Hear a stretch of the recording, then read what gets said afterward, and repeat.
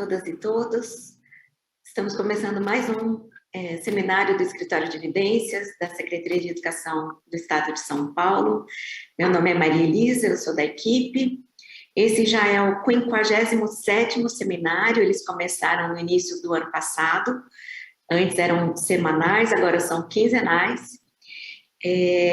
Lembrando que o Escritório de Evidências, além dos seminários, a gente escreve um boletim que também é quinzenal, que discute os estudos científicos sobre educação, sobre avaliação de políticas educacionais, com foco em políticas públicas. E quem quiser fazer parte do nosso mailing, receber o nosso boletim, o pessoal da produção vai mostrar aqui na tela o nosso e-mail, basta você escrever para a gente e pedir para receber o boletim, para saber das nossas notícias, que a gente inclui a pessoa no meio, ok? Sobre o Escritório de Evidências, para quem nunca assistiu esse seminário, é uma área que busca aproximar a academia, os estudos científicos, não só a academia, mas institutos de pesquisa ligados a fundações, a ONGs, que fazem avaliação de políticas educacionais, aproximá-los da gestão pública, dos nossos educadores, servidores, gestores e gestoras, a partir da concepção de que uma boa gestão pública tem que ser baseada em dados, em informações, em evidências, em diagnósticos, em avaliação, em verificação do impacto efetivo das nossas políticas e assim por diante. O espaço do seminário é um espaço livre, de debate franco, como o debate científico deve ser.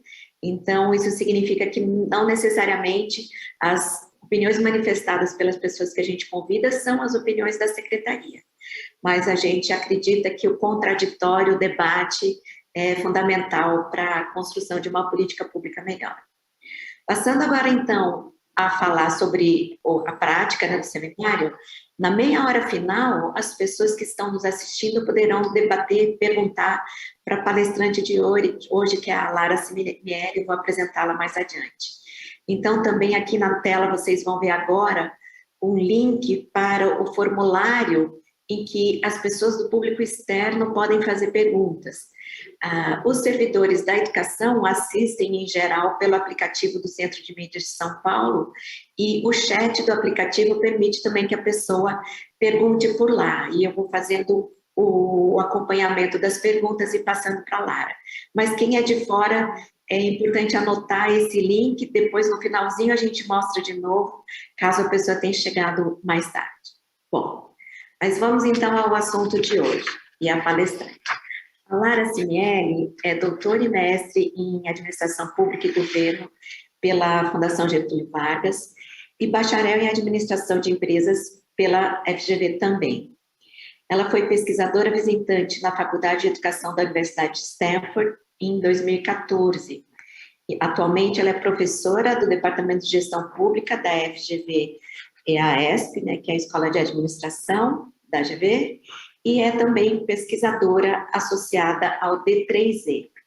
Hoje, ela vai falar de desenvolvimento profissional de diretores e diretoras de escola, falando particularmente de duas experiências internacionais, a da África do Sul e a de Ontário, no Canadá.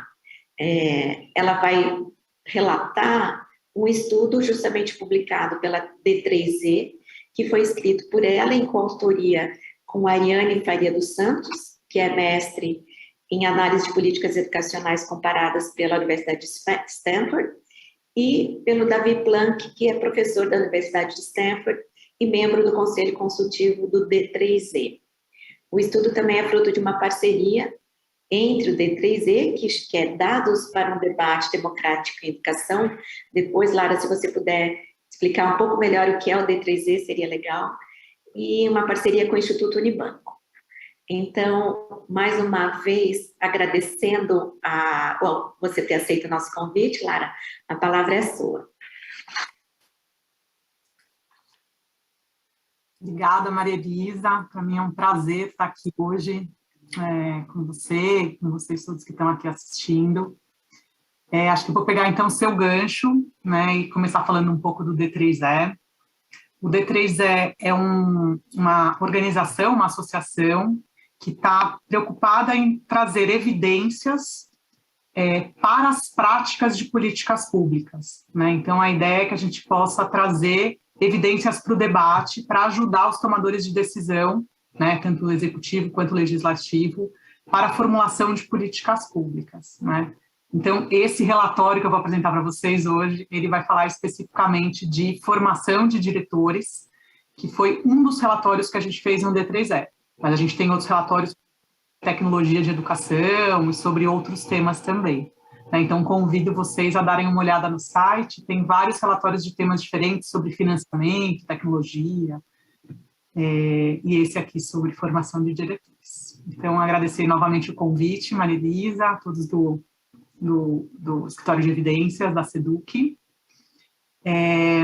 Como a Maria Elisa falou, eu vou apresentar um estudo que não é só meu, ele foi feito com mais 2 autores, né, a Ariane Faria e o David Plank, e é um relatório que já foi publicado. Então, eu vou apresentar para vocês os pontos centrais do relatório, mas quem quiser ter mais detalhamento, é um relatório de mais ou menos 40 páginas, mais ou menos, que está disponível no nosso site, para quem tiver interesse, né, de se aprofundar. Então, vou começar a apresentação aqui. Se vocês puderem colocar, por favor, tá ótimo, obrigada. Então, a gente vai falar sobre desenvolvimento profissional de diretores escolares, né? Eu vou falar de 2 experiências, da África do Sul e do Canadá, de Ontário. E aí começar falando da motivação, que é o próximo slide, por favor. Contar para vocês um pouquinho como que surgiu a motivação para esse estudo, né? Da onde que a gente tirou essa ideia e tal.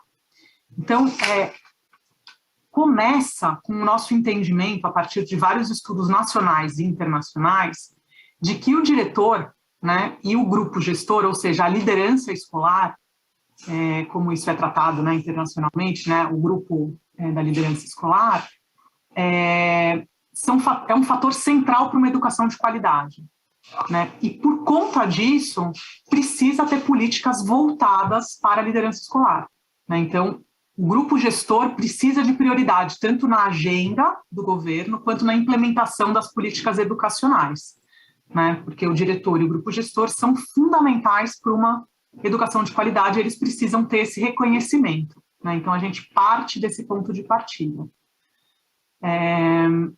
No Brasil, a gente já tem um amplo repertório, né, nessa área, enfim, tem muitos estudos, é uma área desenvolvida nesse sentido, tanto em relação aos programas quanto ao que já foi produzido, né, academicamente sobre isso.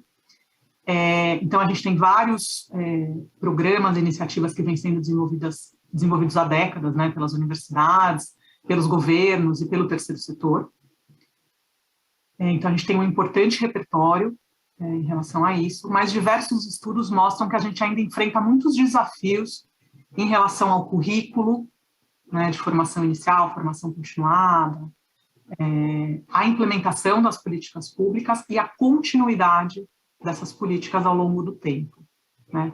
E isso gera um sentimento de que tem uma ausência de priorização na agenda governamental dessa gestão escolar, né? Ela não é um assunto central na agenda governamental e isso tem causado muitas dificuldades para quem assume esse cargo de direção. Vou dar só um exemplo para vocês aqui, para ilustrar um pouco. Eu fiz em parceria com um outro pesquisador, que é o José Weinstein, uma pesquisa na Rede Municipal de São Paulo, que ainda, infelizmente, não está publicada, ela está sendo avaliada por uma revista ainda. A gente fez essa pesquisa em 2019, com os novos diretores do município de São Paulo. E os diretores, 86%, disseram que o primeiro ano estava sendo muito difícil. E que 60% deles se diziam pouco ou nada preparados para assumir esse desafio. Isso é uma questão que tem muito pouco a ver com quem assume o cargo, mas tem muito a ver com o papel da administração pública em dar apoio a esses diretores nessa transição, né? Pode passar para o próximo, por favor? Isso é uma situação que não é só no Brasil, é uma situação recorrente em vários países.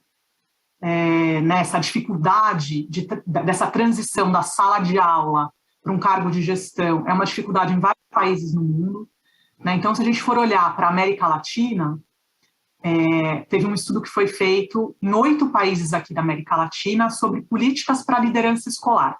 Então, eles olharam remuneração, como que era feita a seleção, a formação, enfim, todas as políticas mesmo, para o diretor e para esse grupo gestor, né? E eles chegam à conclusão de que as políticas para a liderança escolar na América Latina ainda estão num estágio muito inicial de desenvolvimento, né? Ainda apresentam vários problemas, falta de coerência interna e externa, tem muitos desafios ainda que precisam ser enfrentados. Então, ou seja, a gente não está sozinho nessa situação aqui, seja no município de São Paulo, onde foi feita a pesquisa, seja no Brasil, seja na América Latina. E outras pesquisas que estão sendo feitas ao redor do mundo têm mostrado que não só para os novos diretores, mas para quem está no cargo de gestão, né, para quem é diretor,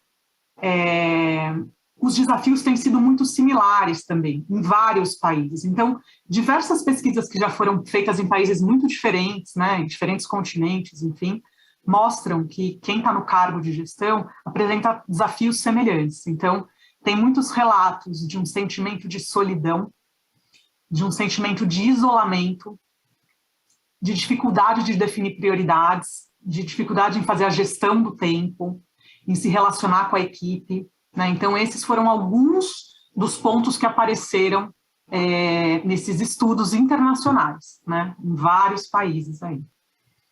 O que tem diferenciado os países, e aí é isso que nos chamou a atenção, e aí está ligado a essa nossa motivação de tentar olhar para isso, que alguns países ou alguns sistemas conseguiram trazer alguns tipos de respostas para esses desafios, né? Os desafios têm sido muito similares no Brasil, América Latina, mundo, enfim, mas alguns países têm tido experiências mais exitosas em dar mais apoio para esses diretores, né? Então, isso foi chamando a nossa atenção, que alguns países estavam conseguindo dar mais apoio para quem estava nesse cargo, né, ou nessa função.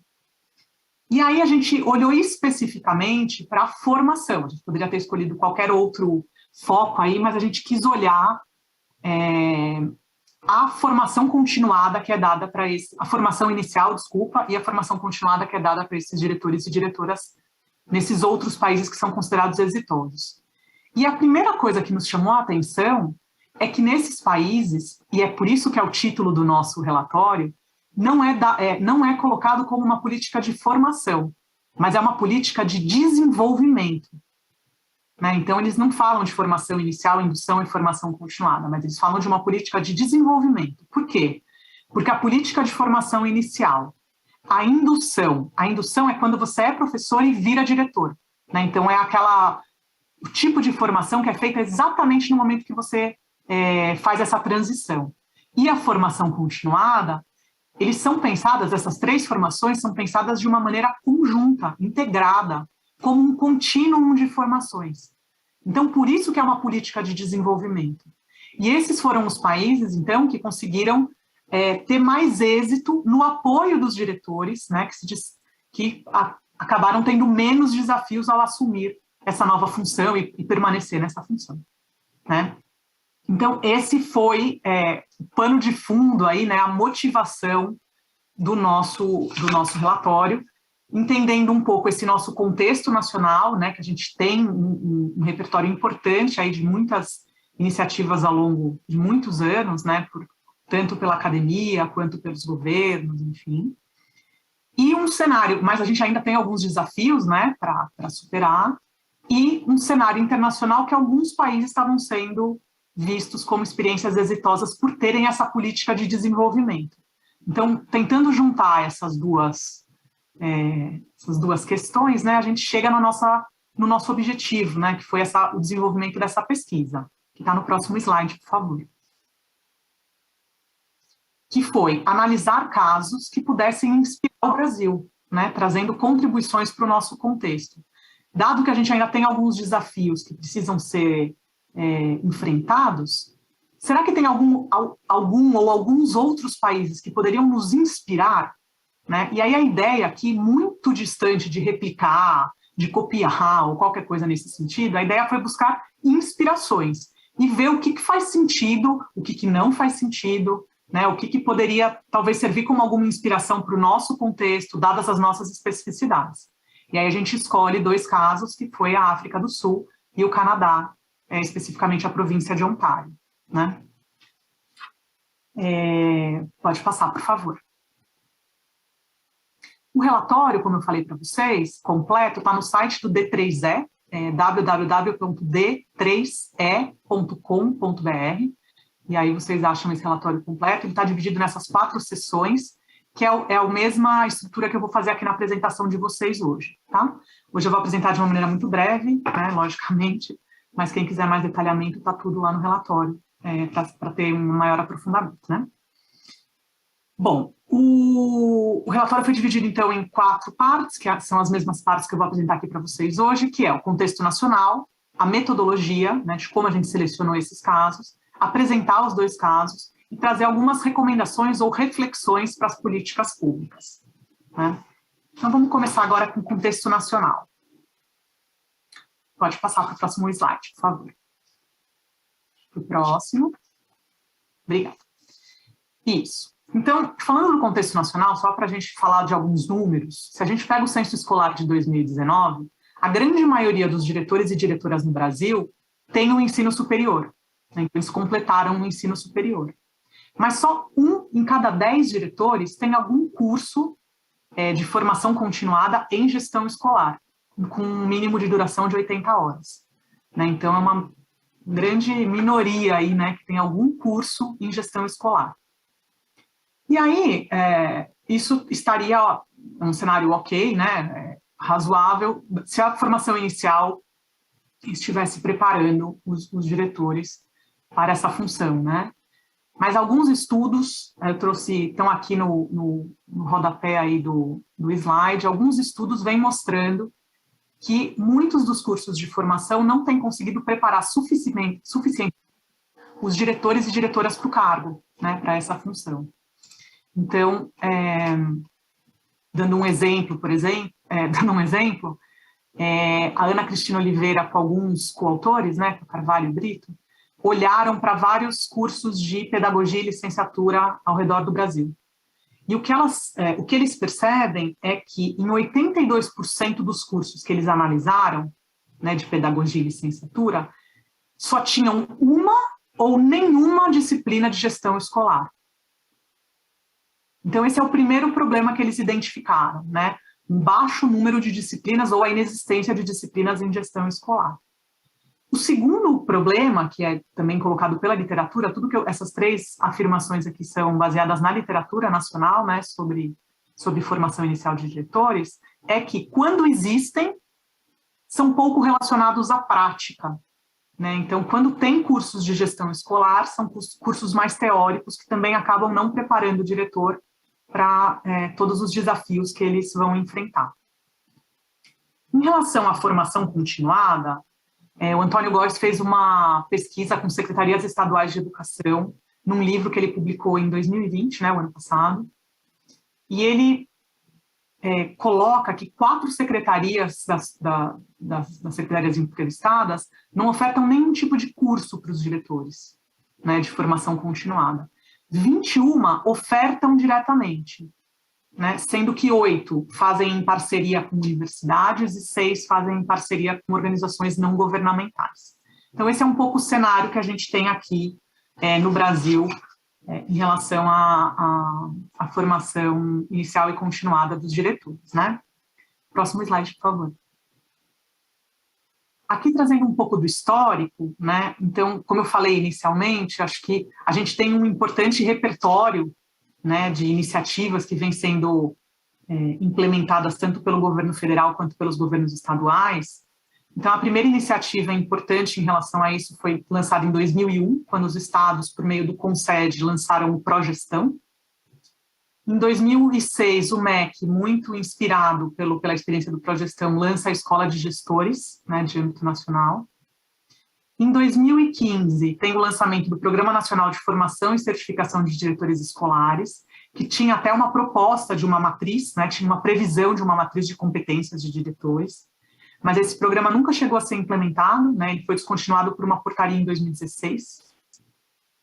E, atualmente, para os diretores, né, em exercício, tem 2 plataformas. A plataforma de formação continuada e o AVAMEC. Né? Então, tem vários cursos disponíveis, tem mais de 100 cursos aí disponíveis para os diretores e diretoras, né, fazerem formação continuada. E acho que mais recentemente, acho que o fato mais recente foi, esse ano, a aprovação da Matriz Nacional Comum de Competências do Diretor Escolar, que foi aprovada pelo CNE e está aguardando ser homologada pelo Ministério da Educação, né? Ela foi aprovada no começo desse ano.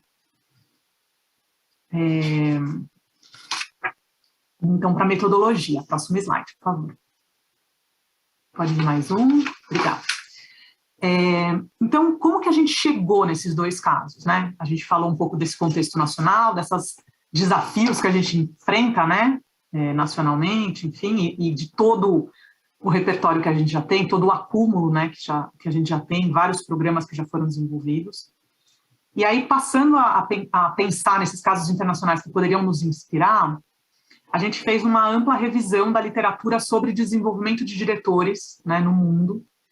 E essa literatura aponta, de uma maneira geral, para 9 sistemas que são considerados referências em termos de formação de diretores, que é a África do Sul, Austrália, Canadá, especificamente a província de Ontário, Chile, Escócia, Inglaterra, Países Baixos, Singapura e Suécia. Desses 9 países, o que a gente fez? A gente dividiu em 2 grandes grupos. Né? Um grupo do que a gente chamou que são sistemas de formação ou sistemas de desenvolvimento que já estão completos, que a gente chamou de padrão ouro. Né? Então, tem muito pouca coisa para melhorar. Tem uma coisa ou outra, uma aresta, tal, mas são sistemas que já estão plenamente desenvolvidos, implementados, funcionam muito bem, são bem avaliados. Dentro deste grupo, a gente escolheu a experiência do Canadá, especificamente da província de Ontário.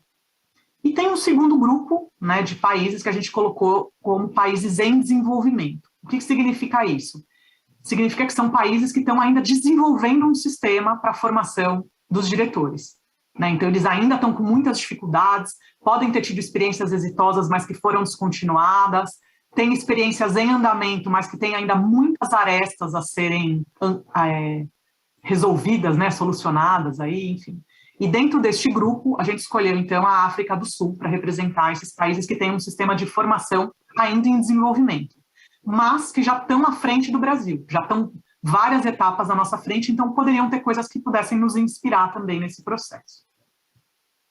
Dentro dessas 2 escolhas, né, tanto do Canadá quanto da África do Sul, a gente olhou para 3 dimensões. A gente olhou para a política de liderança, né, nesses países, ou seja, como que é pensada essa política de liderança, olhando para seleção, remuneração, formação, para todos os aspectos aí da carreira. Aí a gente teve um enfoque muito específico na questão da formação, então a gente olhou os cursos de formação inicial nesses 2 sistemas e como é que estava sendo feita a implementação desses programas de formação. Né? Então a gente olhou para essas 3 grandes blocos aí, né? E aí, para fazer os estudos de caso, a gente realizou entrevistas nesses 2 países, com 2 representantes de cada país, e analisamos também vários materiais que eles nos enviaram, né, o que estava disponível, além de estudos que já tinham sido feitos sobre esses 2 casos. Né? Então, agora a gente parte para a apresentação dos 2 casos. Pode passar para o próximo slide, por favor. Isso. Aqui nesse slide, a gente vê, então, esses 3 grandes blocos que a gente observou. Né? Então, tem a política para a liderança escolar, a formação, né, o curso de formação de diretores, formação inicial e a implementação da política. Esses são os 3 grandes blocos. O nosso foco, claro, foi o segundo, né? Então, a gente olhou especificamente para essas 8 características dentro dos cursos de formação. E aí, tanto no caso do Canadá quanto no caso da África do Sul, a gente olhou os cursos de formação inicial, que nesses 2 países são cursos em nível de pós-graduação. Né? Então, é isso que eu vou apresentar para vocês agora. Então, vamos começar com o caso do Canadá. Pode passar para o próximo, por favor. No Canadá, eles começam a pensar sobre a política, né, de liderança escolar com um marco. Em inglês, eles chamam isso de framework, né, que a gente traduz em português para marco, né, tem outras palavras que a gente poderia usar também. mas que é um marco para a liderança. O que significa que é esse marco? Né? São as várias etapas que estão relacionadas à carreira do diretor, né? A esse papel, a esta função. Né? Então, no Canadá, o estabelecimento desse marco, ele começa com o desenho de uma matriz de competências para esses diretores. O que eles tinham quais as competências que são desejadas para quem assume um cargo de gestão, né? E é interessante no Canadá, porque não tem só um marco, né, esse framework que eles chamam, né, para o diretor, mas tem para a escola, né, o que a escola tem que ter e o que o distrito tem que ter. Então, distrito seria como se fossem os nossos municípios aqui, né? Ontário é a província, como se fosse o nosso estado, e os distritos são os municípios, né? Como se fossem os municípios. Dentro da província de Ontário tem 72 distritos. Isso é muito interessante, porque tem marcos, então, para esses diferentes níveis, né? Com esses padrões ou competências, enfim, que tem que ser requeridos aí, seja para a escola, seja para o distrito, para a garantia de uma educação de qualidade. E o que é mais interessante é que eles fornecem também, né, nos sites, enfim, fornecem isso para os diretores, para as escolas e para os distritos, um guia de recursos, para você avaliar o que você tem ou não disso que eles colocam como essas competências ou como esses padrões, e como que você pode desenvolver isso, né, caso seja sua vontade, né, o seu desejo. Enfim. No Canadá, especificamente no Ontário, para você virar diretor, você tem vários requisitos. Então, você tem que ter 5 anos de experiência docente, já tem que ter dado 5 anos de aula, né? Você tem que ter um mestrado ou uma especialização em qualquer área que seja do seu interesse e fazer este curso específico de formação inicial para a gestão, que chama Programa de Qualificação de Diretores. Então, você tem que ter esses 3 critérios mínimos, né? Você tem que ter 5 anos de experiência docente, um mestrado ou especialização do seu interesse e completar esse programa de qualificação de diretores, que é um programa, como eu já falei anteriormente, em nível de pós-graduação. Né? Então, no fundo, você vai ter que ter 2 mestrados, né? Ou uma especialização e esse mestrado, né? Ou especialização, né? Enfim. O que é interessante no Canadá é os professores que querem se tornar diretores, né? Então, eles têm que ter 5 anos de experiência docente, já tem que ter um mestrado ou especialização, e eles vão se inscrever nesse curso, que é esse programa de qualificação de diretores. E você fazendo este curso, você não tem nenhuma garantia de que você vai ser contratado. Você faz o curso, é um curso pago, e ao final do curso, você presta um processo seletivo. Né? Quem faz esse processo seletivo é o distrito, então cada distrito tem um processo diferente, são 72 distritos, e são os distritos que vão definir todos os pontos relativos à contratação, remuneração e formação continuada. Né? Em geral, quando os diretores entram num distrito, eles permanecem nesse mesmo distrito durante toda a carreira, mas tem troca de escola. Né? Isso é muito interessante da gente pensar, né? Porque são cursos pagos, você faz sem ter nenhuma garantia de que você vai ser contratado ou não. E isso é interessante porque está muito ligado às próprias condições de carreira, remuneração, né? O que faz, quais são as políticas que são colocadas aí para os diretores para eles se sentirem atraídos a fazer um curso que é pago, né? São $1.000 canadenses por módulo, são 2 módulos, sem a garantia de que você vai ser contratado, né? Então, isso tem a ver com uma política maior para a liderança, claro, que vai estar ligada a questões de remuneração, de trajetória, de carreira, né? De progressão, enfim, tudo isso. O recrutamento para o curso é um recrutamento voluntário, né? Então, tem vaga para todo mundo que quer fazer o curso. E eles têm hoje uma preocupação de atrair candidatos mais diversos, né? Para esse... Porque, em geral, tem atraído candidatos com o mesmo perfil. Então, eles têm um comitê de diversidade que tem tentado atrair candidatos mais diversos, né? Como eu já falei, são 2 módulos pagos, né? $1.000 cada módulo. E tem uma metodologia de mistura entre teoria e prática, né? Então, tem 250 horas de teoria e 120 horas de prática. Então, ele está muito embasado em aprendizagem de adultos, numa metodologia, né, voltada para a aprendizagem de adultos, na realização de estágios, mentorias e portfólios, né? Então, vou olhar especificamente para essa questão do estágio e mentorias, por exemplo. Parte do curso você tem que desenvolver nas escolas e você tem que ter como mentor um diretor na ativa. E aí você vai tanto observar esse diretor, né, no dia a dia dele, entendendo os desafios e como que ele vai contornando isso, quanto também atuar, né? Então você vai ter um mentor ali individual, é um mentor para cada mentorado, e aí são 5, né, enfim, nos módulos tem sempre um período grande aí para essa realização desse estágio. E a questão dos portfólios é como os alunos vão ser avaliados. São várias metodologias de avaliação, mas eles estão olhando, uma delas, né, o portfólio, é como você aplica na prática o que você aprendeu. E aí você vai criando esses portfólios, mostrando as atividades, onde você está aplicando esse conhecimento que você adquiriu ao longo do curso, né? Uma das nossas preocupações era entender a questão da equidade, como que isso era trabalhado no curso. No Canadá é uma preocupação bem central, né? Então tem um módulo específico, dentro desses 2 módulos, na verdade tem um curso específico, né, voltado para a equidade, e é um princípio transversal que é trabalhado em todas as disciplinas, né? Como eu já falei, tem um comitê de diversidade, que avalia anualmente todo o material do curso, para ver se está de acordo com as questões de diversidade mais recentes, né?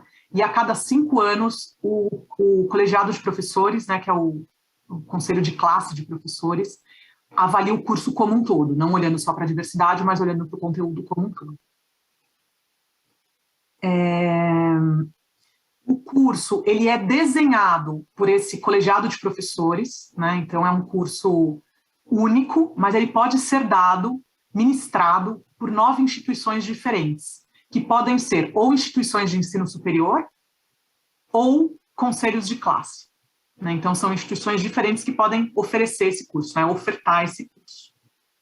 Acho que do Canadá era basicamente isso que eu queria trazer para vocês. A gente pode passar agora para a África do Sul. Próximo slide. Tudo bem.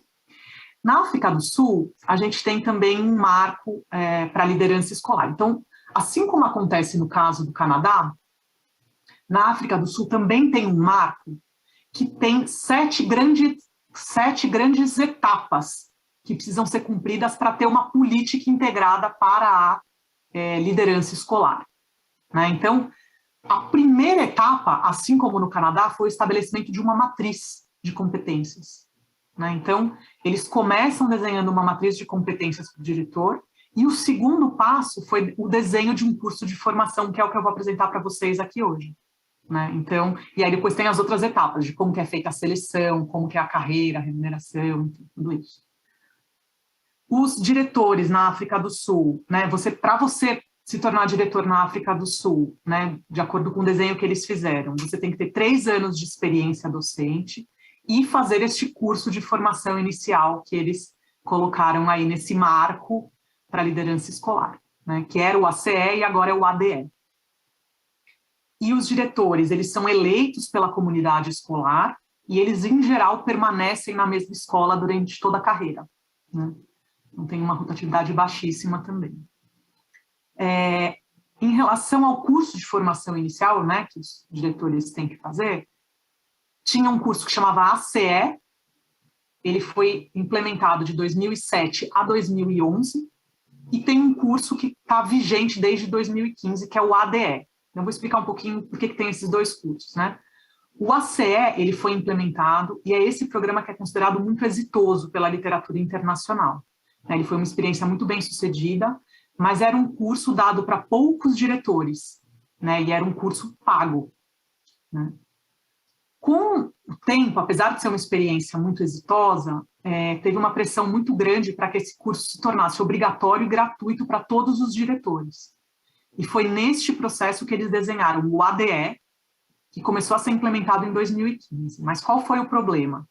Eles desenharam o curso, né, que passou a se tornar obrigatório e gratuito para todo mundo, mas hoje em dia eles não têm recursos para colocar, para implementar o programa, né? Isso não foi provisionado, né? Então, tem um curso desenhado, mas hoje em dia, infelizmente, não tem nenhum curso sendo oferecido para os diretores na África do Sul.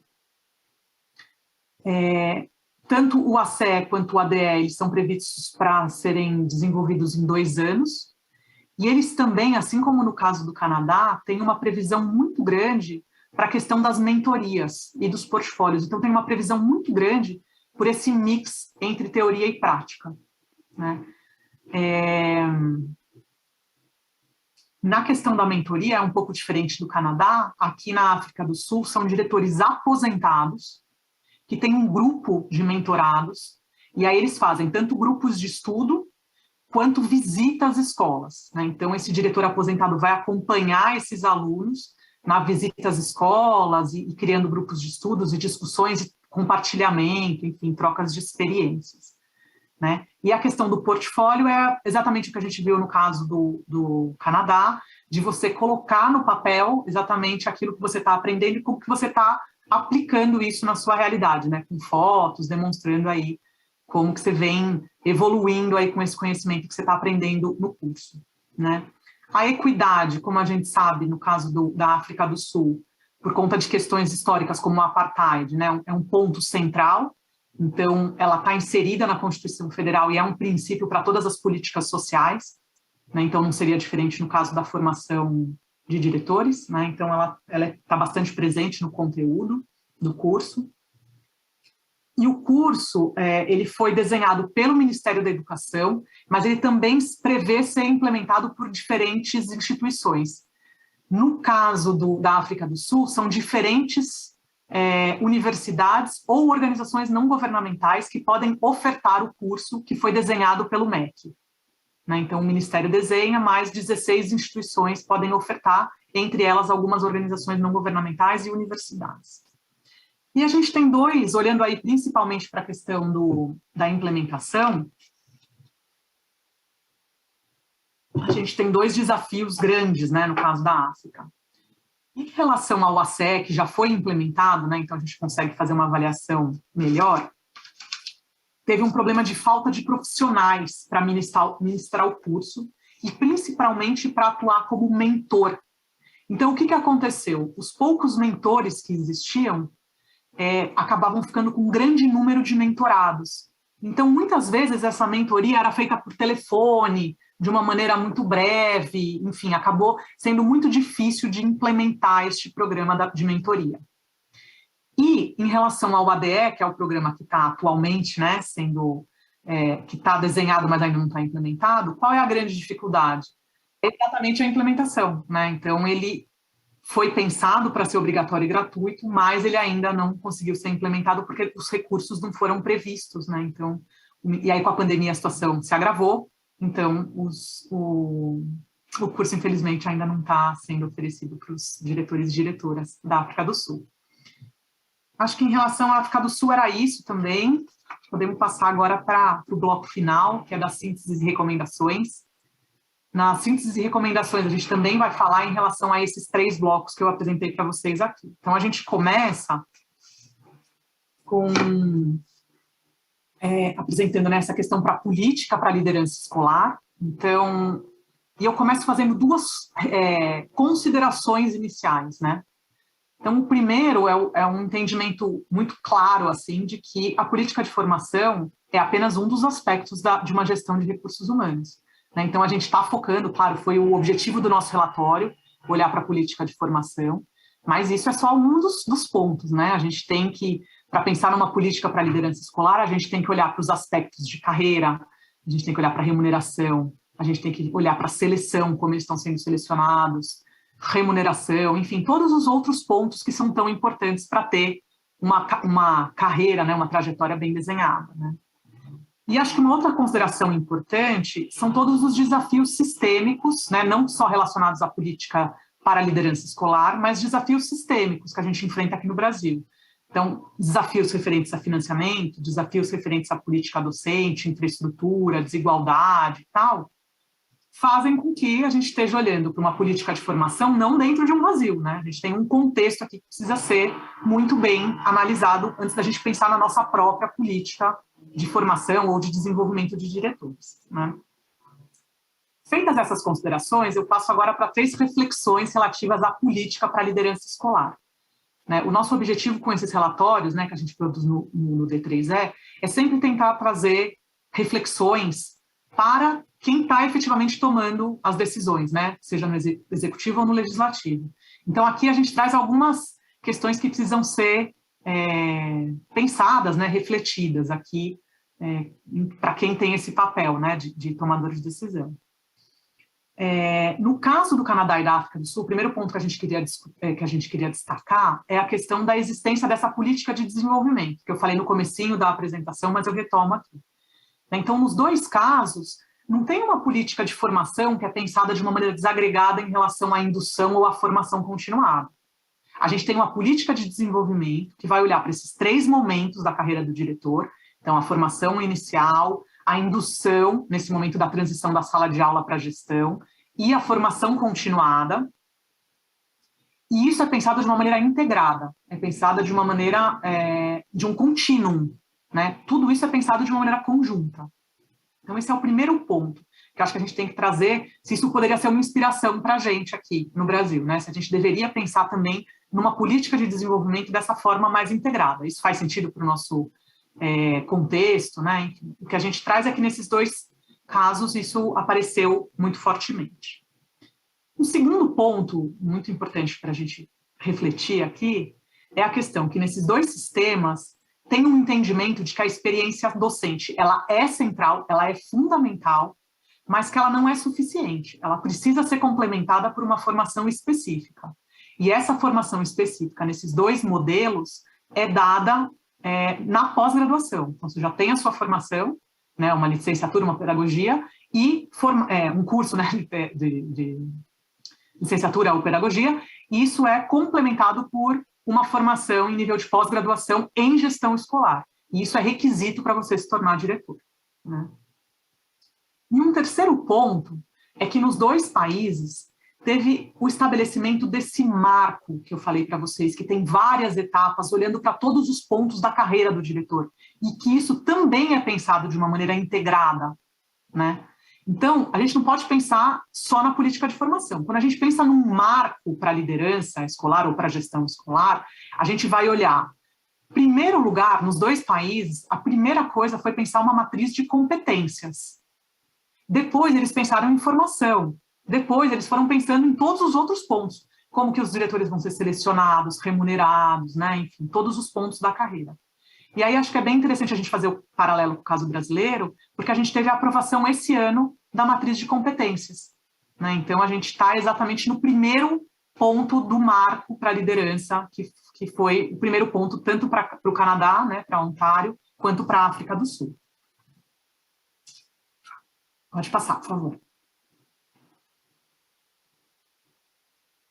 Em relação à formação, eu queria trazer 3 pontos também para a gente pensar aqui, né? Então, falar sobre a responsabilidade pelo desenho do currículo, em primeiro lugar.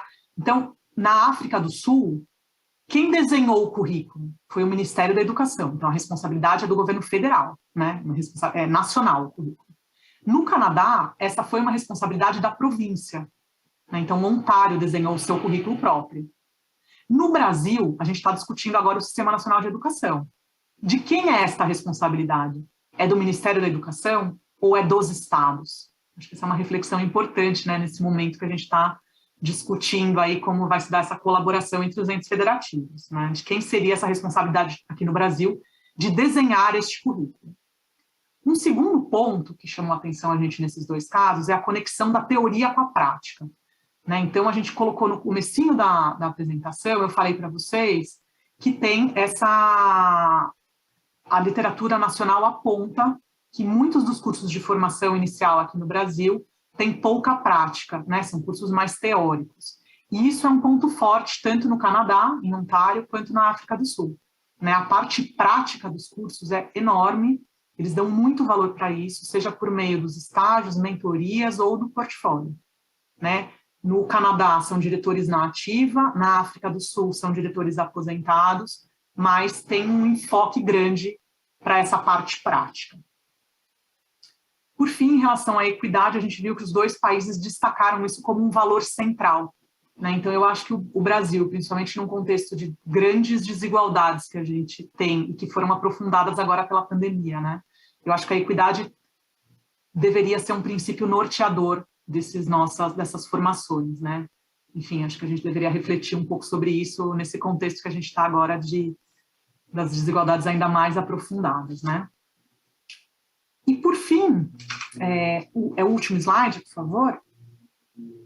Queria trazer 3 pontos aqui em relação à implementação da política, né? E a gente está falando de 2 sistemas bem diferentes aqui. Então, a gente tem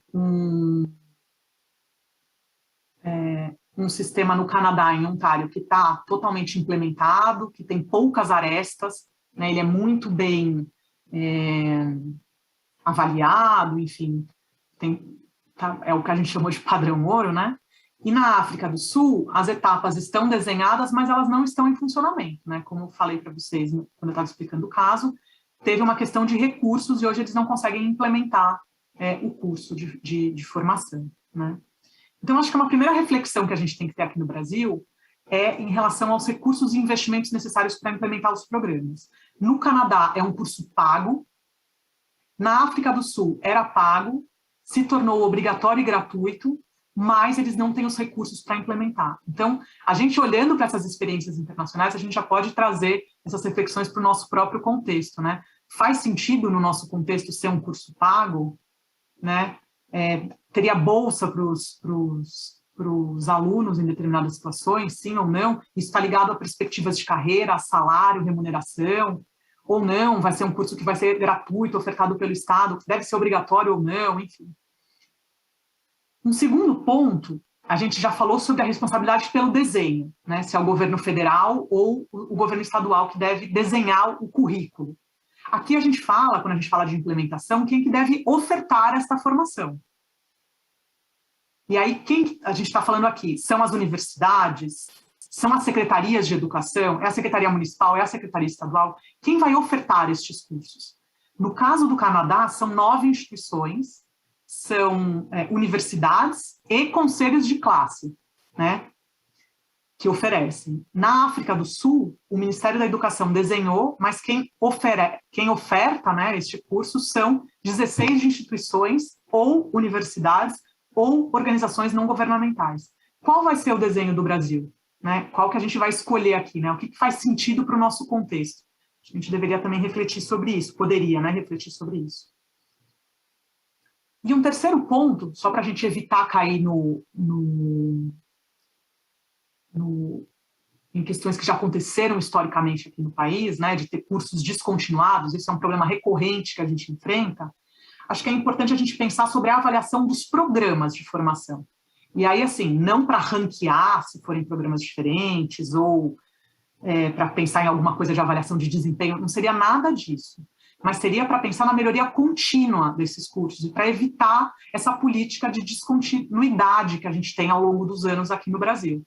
Né? Então, acho que esses 2 países pensaram isso, pensaram essas políticas de avaliação desses cursos, e eu acho que esse é um ensinamento importante para a gente pensar aqui. Né? E eu acho que isso tem que ser pensado de uma maneira colaborativa, participativa, com o CONSED, um DIME, os diretores e diretoras, o MEC, CNE, enfim. O que a gente vai olhar nesses cursos de formação para garantir que a gente está tendo uma melhoria contínua e que esses programas não vão ser descontinuados com o tempo, né?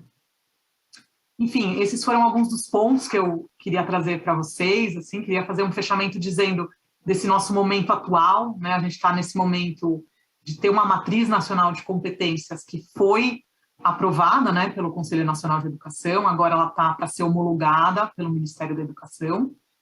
Então, a gente está aguardando, né, essa decisão do ministro, se vai ser homologada ou não, mas a gente já tem uma matriz aprovada pelo Conselho. Né, e essa matriz, dentro das diretrizes ali, ela vai ser usada para a formação dos diretores. Então, acho que a gente tem que começar, a gente está num bom momento aqui no Brasil para pensar sobre formação, né? E aí, como eu falei inicialmente, esse relatório de política educacional foi feito pelo D3E, em parceria com o Instituto Unibanco, justamente para poder embasar essas discussões que vão começar a surgir sobre formação inicial, formação continuada, se faz sentido a gente pensar numa política de desenvolvimento aqui no Brasil, e se tem alguma coisa que a gente pode se inspirar nos casos da África do Sul ou do Canadá, de Ontário mais especificamente, né? Então, acho que foi esse o nosso intuito com esse relatório. Vou convidar mais uma vez vocês a darem uma olhadinha lá no nosso site, no relatório completo, que explica bem detalhadamente os 2 casos, e agradecer a atenção de todo mundo aqui que acompanhou essa explicação. Eu queria só colocar um slide final, que tem o meu slide, caso vocês tenham algum tipo de... que tem o meu e-mail, desculpa. Se você puder colocar o último slide, que aí a gente deixa meu e-mail para quem quiser entrar em contato, enfim. Saiu cortadinho ali, é gmail.com no final, tá bom? Mas agradecer, então, novamente a atenção e novamente o convite. Foi um prazer estar aqui e espero que a gente possa ter um tempo agora de debate também. Obrigada. A gente que agradece, Lara. Obrigada mais uma vez. A gente já recebeu duas perguntas, e então eu queria só fazer, antes de passar para as perguntas, eu queria comentar com a Lara, e também para quem está assistindo, que talvez o tema da liderança da equipe gestora, com particularidade para os diretores e diretoras, tenha sido o tema mais debatido nos nossos seminários. A gente ouviu desde pesquisadores que fizeram, duas pesquisadoras do Rio de Janeiro, que fizeram estudos quantitativos, comparando 2 escolas e atitudes de liderança. Nós recebemos o Antônio Góes, que você cita nos seus slides, né? Então, com certeza, no relatório da D3E, ele foi mencionado. O Antônio Góes, para quem não se lembra, ele é jornalista especializado em educação e ele foi conversar com diretores de vários países, né? E ele reúne também dados de pesquisas científicas mais robustos com os relatos numa lógica mais jornalística dos principais desafios e desafios comuns dessas funções em contextos diferentes. E a última, antes de você, foi a Raquel Souza Santos, do Instituto Unibanco, que fez também um levantamento bem amplo de experiências internacionais, e ela comentou particularmente o caso do Chile, que tem um documento de orientação sobre estímulo à liderança, de atitudes que precisam ser valorizadas entre os diretores e diretoras, também a equipe gestora, e comentou que naquele caso existe uma forte atuação da universidade. Então, isso replica na sua última fala, quem deve ministrar, e daí depois eu vou fazer uma perguntinha minha a esse respeito.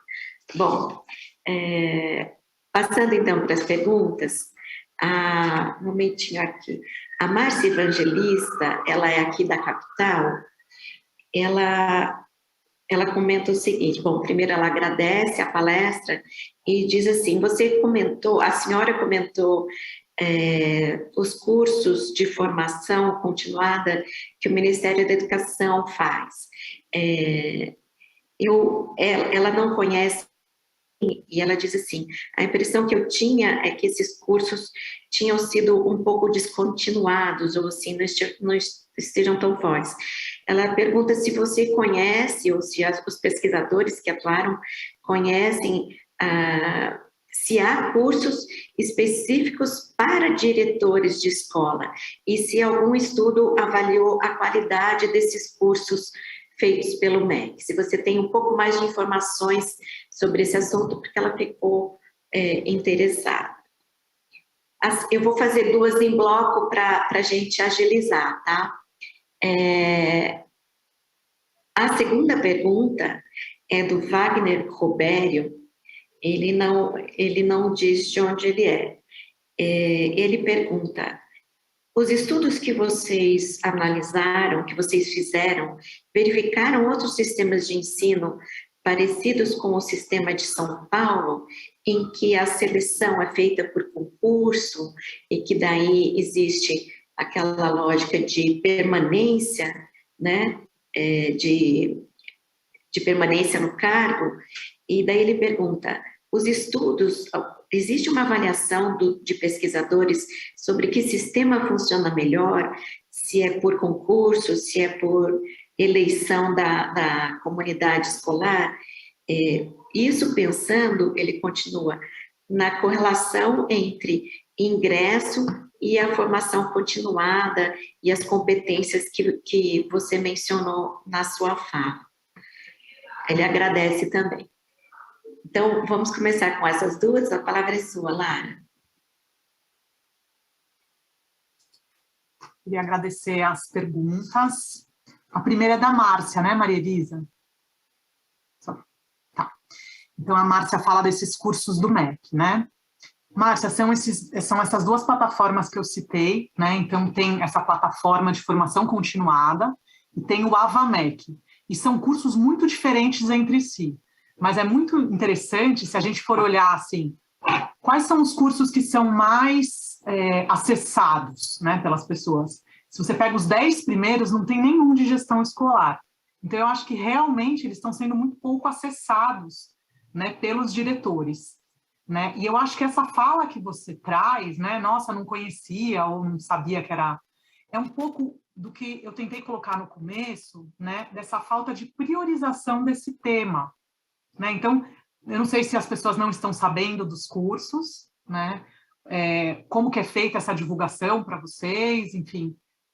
E eu acho que isso reflete um pouco a prioridade que esse assunto tem na agenda governamental, seja no MEC ou seja, né, nos estados e municípios. Isso é uma situação que se reflete não só no Brasil, mas em vários outros sistemas.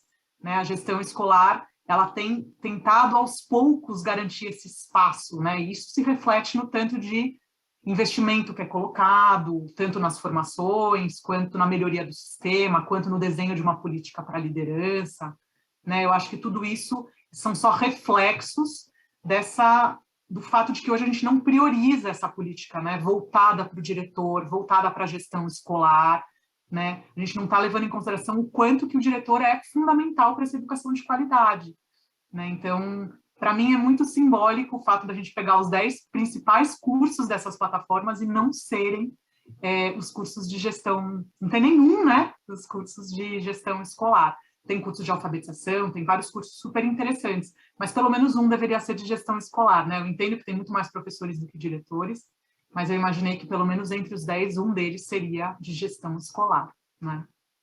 Então, acho que é um bom ponto que você traz, Márcia, acho que está bem alinhado ao que a gente colocou no começo, né, dessa falta de priorização, e aí eu acho que reflete um pouco nessas políticas, né, sejam estaduais, sejam federais, e acho que tem uma questão importante que se traz, né, dessa descontinuidade, né, então o Escola de Gestores foi descontinuado com o tempo, né, então isso vai acontecendo porque vai diminuindo o número de alunos, né? Então, por isso que eu coloco essa importância da gente olhar e avaliar esses programas, né? Para a gente garantir essa melhoria contínua aí, né? Ao longo do tempo.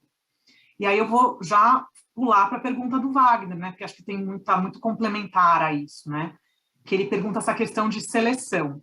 Então, uma das coisas, Wagner, quando você perguntou aqui, acho que está muito relacionada com a pergunta da Márcia, né? Uma das questões desses cursos é que tem muitos alunos que se inscrevem, né, desses cursos, seja o Progestão ou Escola de Gestores, né, mas aí mais fortemente no Escola de Gestores isso ficou muito claro. Muitos alunos que se inscrevem e acabam não terminando o curso. Né, e muitas vezes isso acontece pela própria rotatividade do cargo. Né, então, se a gente for ver essa questão de seleção, São Paulo é uma exceção, né, como vocês sabem. Então, no Brasil, 70% dos municípios fazem a seleção dos diretores, né, o acesso ao cargo de diretor é por indicação política. Né? Isso é a grande maioria dos municípios no Brasil. A rede municipal de São Paulo é concurso, assim como o Estado. Né? Nos outros países, como eu mostrei para vocês, varia bastante, né, Wagner? Eu não saberia dizer se tem alguém exatamente igual a São Paulo. Aí eu teria que olhar com um pouquinho mais de cuidado aí nesses 9 países que a gente olhou, porque a gente olhou especificamente a questão de formação, né? Mas, em geral, são processos seletivos que acontecem, né? Com provas, entrevistas. No Canadá, pelo menos é assim, né? De você ter um processo seletivo com várias etapas aí, para você poder assumir o cargo como diretor. Na África do Sul é eleição, e é eleição pela comunidade escolar, né? Deixa eu ver se tinha mais alguma coisa aqui do Wagner.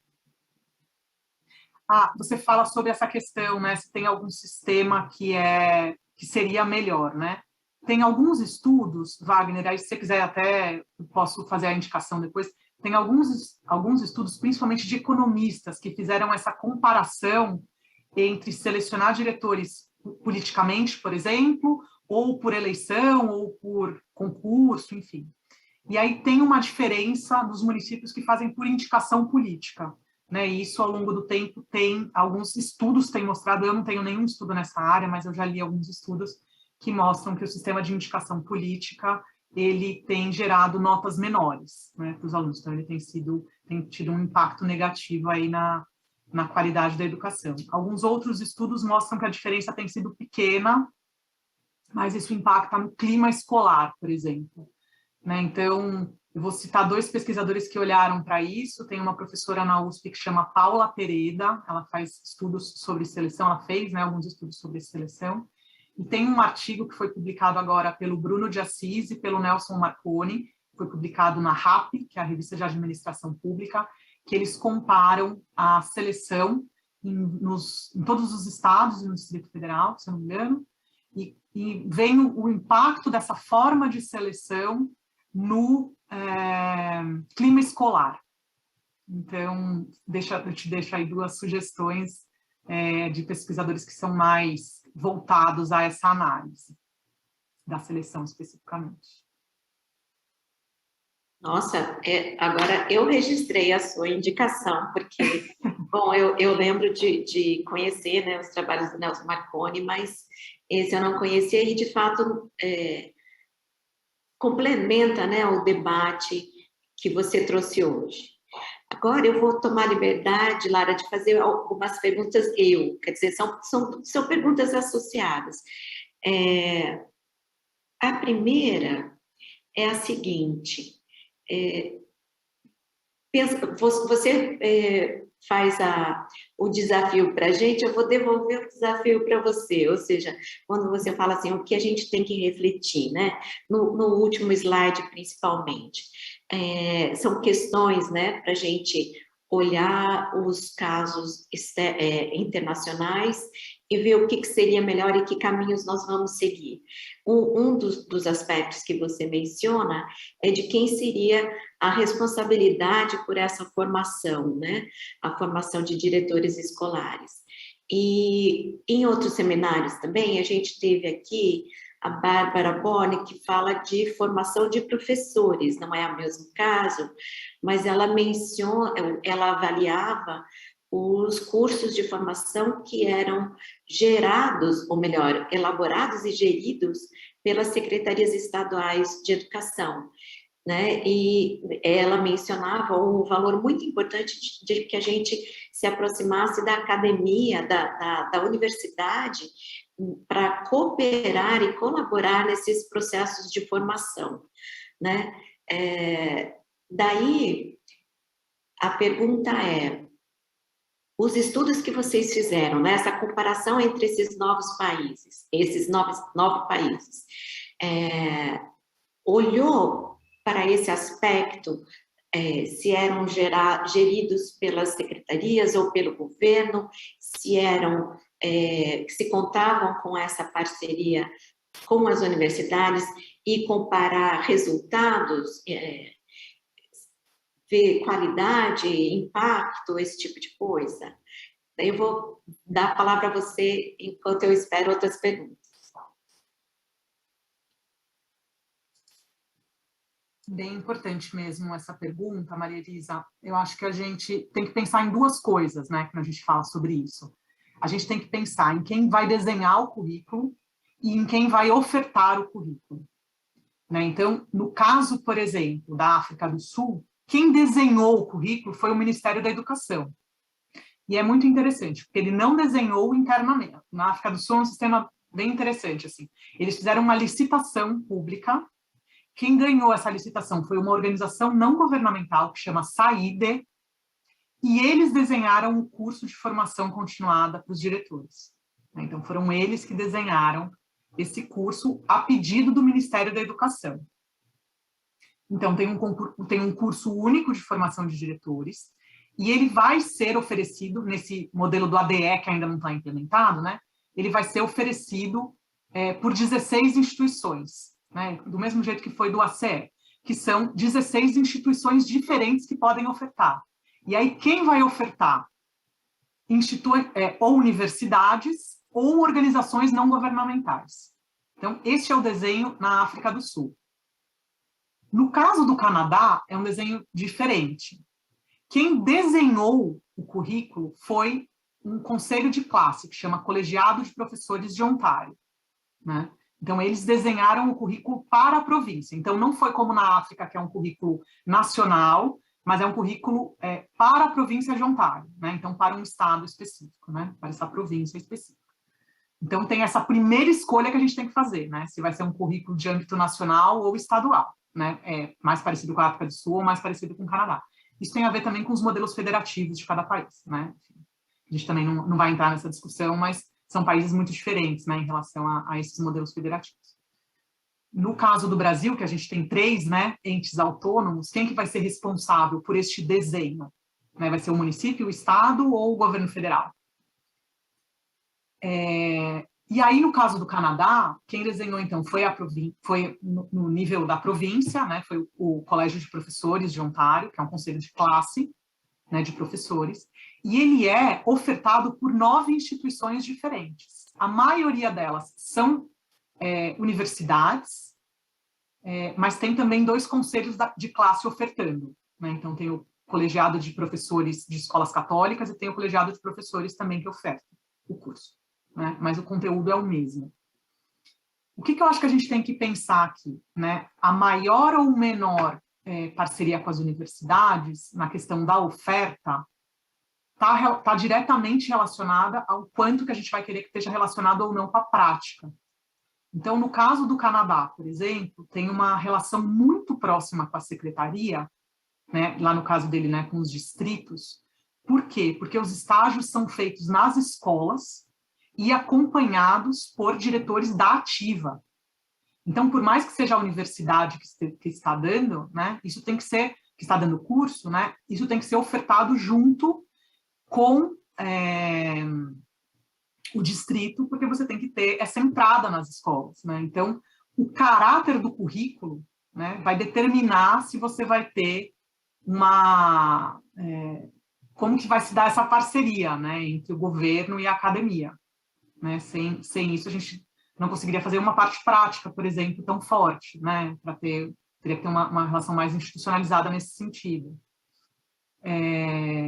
Acho que são algumas das reflexões aqui que eu penso a partir do que você colocou. Não conheço avaliação. No caso do Canadá, é muito difícil de fazer avaliação, porque você não tem grupo de comparação, né? Como todos os diretores fazem o curso, né? E são hoje um dos países que lideram lá no PISA, na OCDE, enfim, eles têm um desempenho muito bom, é considerado uma província que fez muitas mudanças, reformas, enfim, eles não conseguem isolar só a questão da formação e nem comparar grupos que fizeram ou não esse curso de formação de diretores, né? Então, acho que isso também inviabiliza um pouco a avaliação. No caso da África, foram feitas algumas avaliações da política pública e mostraram algumas dificuldades de implementação. E aí, uma das dificuldades, acho que está relacionada a isso, que é a questão, por exemplo, de ter tido muita dificuldade das universidades de contratarem professores para dar a parte prática, né, dos cursos, e a questão dos mentores também foi bem complexa, porque eles decidiram contratar diretores aposentados, né, não eram diretores da ativa. Então, eles tiveram muita dificuldade também para contratar essas pessoas, né? Então, isso prejudicou bastante a implementação do programa, né? Então, ele é considerado uma experiência exitosa, mas é o que eu falei, é um sistema que ainda está em desenvolvimento, né? Tem muitos desafios ainda. Nossa, agora, disso que você falou, assim, deriva uma outra questão, né? Que é a seguinte, um dos comentários, né? Um dos achados, na verdade, do estudo da Bárbara Borne, era de que os formadores dos professores, quem forma, então, no caso, o formador do diretor, ele não tinha, ele tinha uma competência prática, mais ou menos, sobre o que era dar aula, mas ele não tinha nenhuma competência sobre o que é formar adultos e nenhuma competência mais teórica sobre justamente quais as competências que a gente quer formar no diretor de escola. Eu estou sempre fazendo a passagem entre professor, que foi o que ela estudou, e diretores, no nosso caso, no debate de hoje.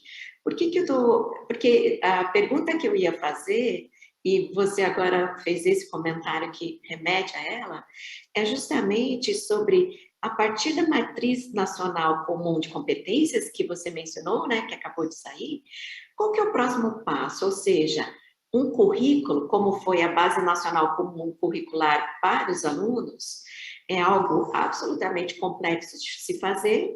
Cada estado, no caso, assim, houve a Base Nacional Comum Curricular, mas os currículos são os estados e municípios que constroem. A gente acompanhou aqui no estado de São Paulo o trabalho hercúleo que foi construir os novos currículos, principalmente de ensino médio, a partir da Base Nacional, né?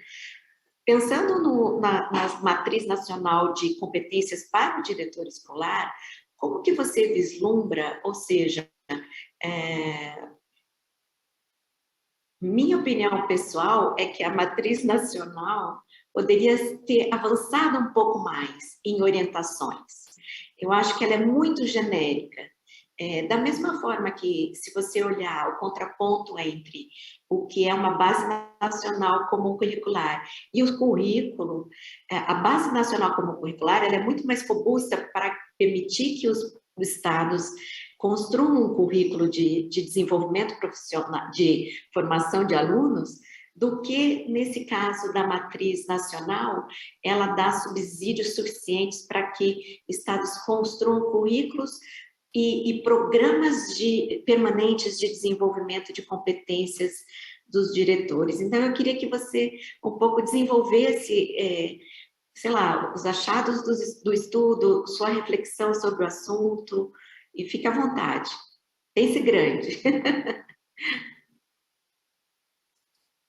Bem interessante esse ponto, né, Maria Elisa, que você traz em relação à matriz. Acho que esse é um ponto bem importante nos dois sistemas que a gente olhou, né? Então, tanto no Canadá quanto na África do Sul, a matriz de competências foi o primeiro passo para eles pensarem numa política para a liderança escolar, mas é justamente isso, é o primeiro passo. Então, a matriz de competências aqui no Brasil, ela não vai resolver várias outras questões que a gente precisa olhar, né? Então, uma das coisas que eu coloquei, né, eu até fiz essa pergunta uma vez numa apresentação sobre a matriz, né, o quanto que a gente já está pensando sobre uma política para a liderança escolar, porque isso foi feito tanto na África do Sul, quanto no Canadá, quanto em vários outros sistemas considerados bem-sucedidos aí, né, pela literatura internacional. A matriz de competências é um primeiro passo, mas a gente tem que pensar a partir dela como que ela vai impactar na formação, como que ela vai impactar na seleção, como que ela vai fazer todas as outras pontos da carreira de um diretor, né? Então, eu acho que isso é muito importante. Eu acho que é um ponto inicial, mas é isso, é um ponto inicial. A gente tem que parar para pensar agora como país, e eu acho que tem que ser um processo muito debatido, né? Eu acho que a matriz teve que ser feita de uma forma mais rápida, né? Eles tinham uma questão de tempo aí e tal, mas eu acho que as próximas etapas deveriam estar relacionadas a uma discussão mais ampla, né? Com o CONSED, com a academia, né? Acho que esse processo tem que ser liderado pelo MEC, fazendo essa discussão mais ampla com todo mundo que está envolvido, né? E eu acho que a matriz é um importante pontapé inicial nesse sentido, mas a gente tem que pensar todas essas outras coisas. A gente tem que ter um marco. Se a gente vai colocar a gestão escolar como uma prioridade na agenda, a gente tem que pensar em todas essas outras políticas, né, de seleção, de remuneração, de carreira, né, enfim. E eu acho que hoje a gente não pode pensar na formação, por exemplo, ou na matriz de competência sem pensar nesse conjunto. Acho que a gente tem que, como país, sentar e discutir isso, né? O que a gente quer para a nossa gestão escolar, né? Quais são os pontos desse marco que a gente vai estabelecer para o Brasil? A África do Sul tem um marco para a liderança, o Chile também, né? O Canadá também, né? A gente também tem que ter aqui no Brasil. Acho que em algum momento a gente vai ter que parar para olhar para isso, né? De também desenhar esse nosso marco. Aí, olhando para a sua pergunta especificamente, né? Acho que a matriz, e isso o CNE coloca muito claramente, né? Então, eles não podem atuar especificamente ou dar diretrizes relacionadas à seleção, porque isso é de autonomia dos estados e municípios, né? Então, a matriz ela pode ser usada para como alguma questão mais orientadora, né, como critério mais orientador para os processos de seleção nos estados e municípios, mas o CNE não tem como fazer uma normativa em relação a isso, né, não é da competência deles. Mas eles colocam muito claramente que a matriz é importante que ela seja usada para toda a formação desses diretores. E aí, novamente, assim como eu coloquei na questão do marco especificamente, né, eu acho que também na questão da formação, a gente não pode perder a oportunidade de pensar uma política de desenvolvimento para os diretores, né? Você falou para a gente pensar grande, então vamos pensar grande aqui. Eu acho que a gente tem que, não tem que mais pensar de uma maneira setorizada ou compartimentada isso. A gente tem que pensar qual é o tipo de formação que a gente tem que dar para quem está atuando como diretor aqui no Brasil, para que a gente possa reverter esse quadro das pessoas dizerem que estão se sentindo muito pouco preparadas para assumir esse cargo. Isso não é culpa das pessoas, isso é culpa de uma falta de apoio que a gente está dando, né, como país para essas pessoas. Né? Então, claro, tem milhões de coisas que já estão sendo feitas, tem um apoio muito importante, tem um trabalho enorme que já foi feito, né, tem um histórico aí imenso de milhões de iniciativas que foram feitas, milhares, centenas, né, de iniciativas bem-sucedidas que foram feitas, mas a gente não tem isso ainda como uma política de Estado contínua, né, sustentada ao longo do tempo. Eu acho que a gente tem que pensar uma política de desenvolvimento que olhe para a formação inicial, para a indução e para a formação continuada de uma maneira integrada, né, como esse contínuo. A gente tem que pensar tanto nesse marco para a liderança escolar e pensar todas essas etapas que a gente quer inserir quando a gente olha para a carreira de um diretor, né? Porque a gente tem que dar as condições para que essas pessoas possam atuar da melhor maneira possível, certo? Então, a gente tem que pensar todas as etapas que tem que estar dentro de um marco. A matriz de competências é o primeiro, né? Em geral, a formação é o segundo, mas e os outros passos todos? Né? A gente tem que pensar. A mesma coisa na questão da formação. Quando a gente vai olhar especificamente para a formação, a gente não pode, né, cair nesse lugar de olhar só para a formação inicial, por exemplo, ou olhar só para um processo de indução. Mas a gente tem que pensar qual é a formação que a gente quer dar para quem está nesse cargo, olhando para a trajetória inteira dessa pessoa. Né? Então, como o Wagner colocou na pergunta dele, né, acho que tem uma questão, a forma como a gente tem selecionado hoje tem gerado uma rotatividade muito grande nas escolas, né, nessas indicações políticas. E isso prejudica muito a gente poder pensar numa formação mais sustentada ao longo do tempo, pensar numa carreira desse diretor e que tenha uma formação que está relacionada a cada uma dessas etapas, né? Cada etapa da carreira do diretor tem necessidades diferentes, né? E isso tem que ser pensado dentro desse contínuo, né? Então, acho que, pensando grande, acho que eu falaria esses dois pontos. Acho que é isso. Eu acho que nesse seu último assunto, né? Você mesma mencionou a dificuldade do sistema federativo brasileiro, né? Como isso impacta. Então, por exemplo, conceber como agir na contratação, né? Reduzir o elemento de indicação política como sendo um dos que mais prejudica a rotatividade e tudo mais, considerando que a autonomia dos entes federativos nesse aspecto, né, fica muito diferente do que pensar, por exemplo, num sistema como o Chile, que a educação é toda centralizada e assim por diante.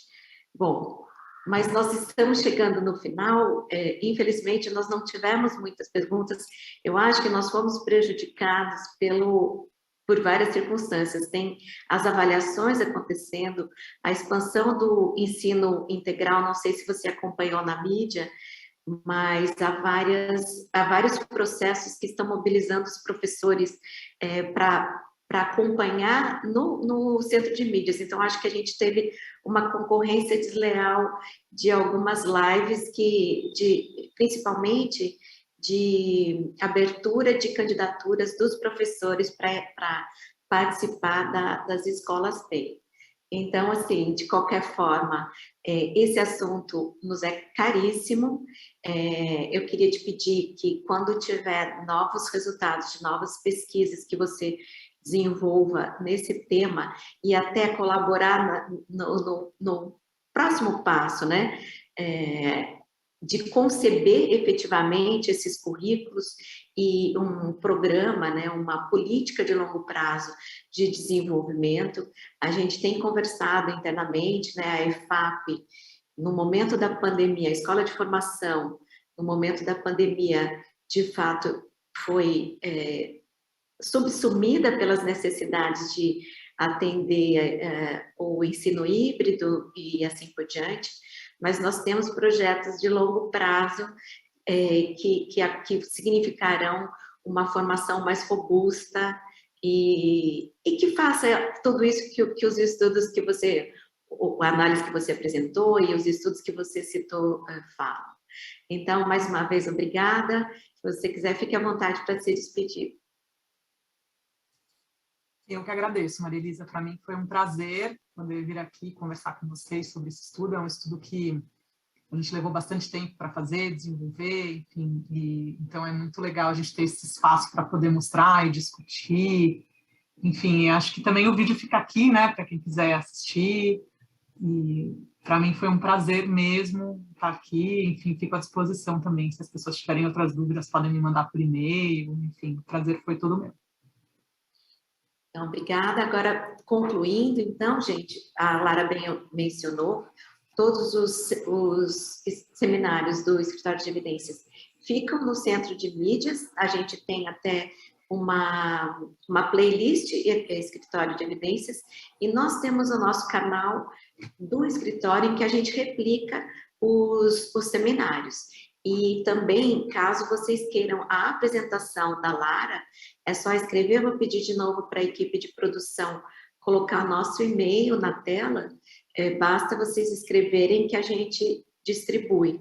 A gente ainda está em momento de construção de um site do Escritório de Evidências, mas também essa nossa agenda foi, digamos, colocada no necessário segundo plano por conta dos inúmeros sistemas de informação que foram necessários para fazer o ensino híbrido funcionar no Estado. Mas a gente há de conseguir uma plataforma do escritório em que tudo esteja, os vídeos, os seminários e assim por diante. Mais uma vez, muito obrigada a todas e todos que assistiram, e daqui a 15 dias, né, daqui a 2 semanas, temos um novo seminário, dessa vez sobre convivência e clima escolar. Nós vamos ter a participação de dirigentes das diretorias regionais de ensino e o Mário Augusto, que é coordenador do Conviva, falando sobre as evidências no tema e as práticas da Secretaria. Obrigada e abraços a todos.